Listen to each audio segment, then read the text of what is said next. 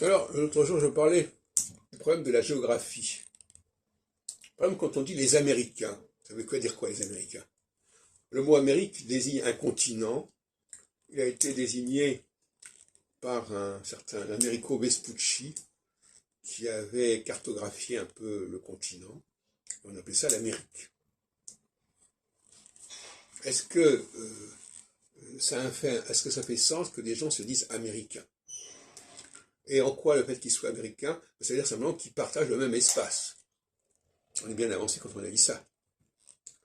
De même que la France, bon, on dit qu'on est en France, donc on partage le même espace.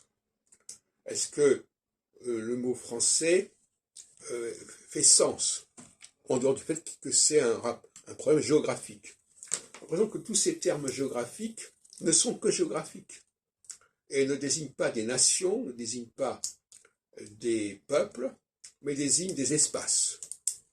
Et dans cet espace-là, effectivement, il y a une cohabitation, il y a une promiscuité, mais on a l'impression que la géographie est beaucoup plus forte que l'histoire, etc.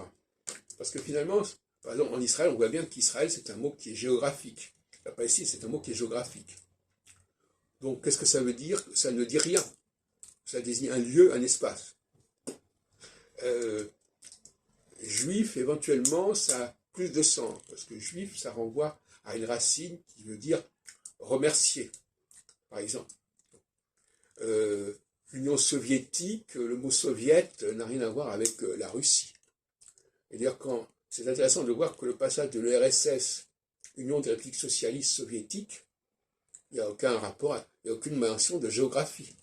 Par contre, la Fédération de Russie, on est dans la géographie. Donc, en 89, on passe de l'URSS à la Russie, plus ou moins.